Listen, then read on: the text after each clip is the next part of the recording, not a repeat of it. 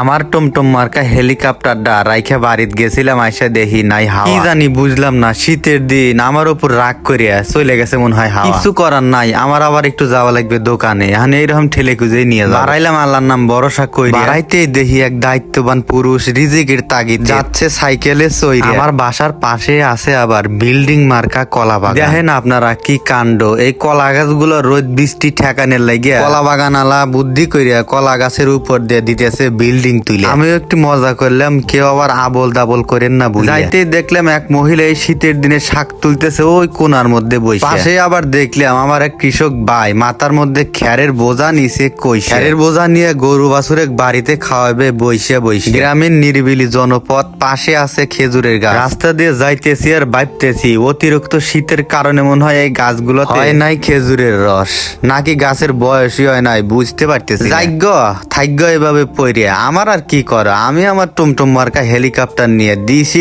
গ্রামীণ এই নিরিবিলি পথ দিয়ে একা একা যাইতে ভালোই লাগে, কিন্তু যে বাতাসে আবার দেখা মিলল ছোট ছোট বীর পুরুষদের। মনে পড়ে গেল ছোটবেলার কথা, যদি ফিরে যেতে পারতাম। সামনে এগোতে এই শীতের দিনে চাদর মুড়ি দিয়ে দেখতে পেলাম এক কৃষক ভাই। এত শীতে কৃষক ভাই চাদর মুড়ি দিয়ে করছে কৃষিকাজ। তাদের এই কষ্টে ফলানো ফসল দিয়ে আমরা খেয়ে বাঁচবো 12 মাস। ভাঙা এই শীতে তবু তারা নাই থেমে। যাই হোক, অবশেষে চলে এসেছি আমি সেই দোকানে এসে আমার টমটম মার্কা হেলিকপ্টারটা ল্যান্ড করে স্ট্যান্ড করে রাখলাম। কিন্তু কি কব, এসে দেখি দোকান বন্ধ। দোকানের পাশেই দেখতে পেলাম মাঠের মধ্যে ক্যামেরাম্যানরা করছে ফটোগ্রাফি। দেখে ভালোই লাগলো, যদি আমাকেও একটা ফটো তুলে দিত। এদিকে দোকান বন্ধ, আমিও আছি বইসা। দোকানদার আসলে ধমক দেবো একটা কইসা।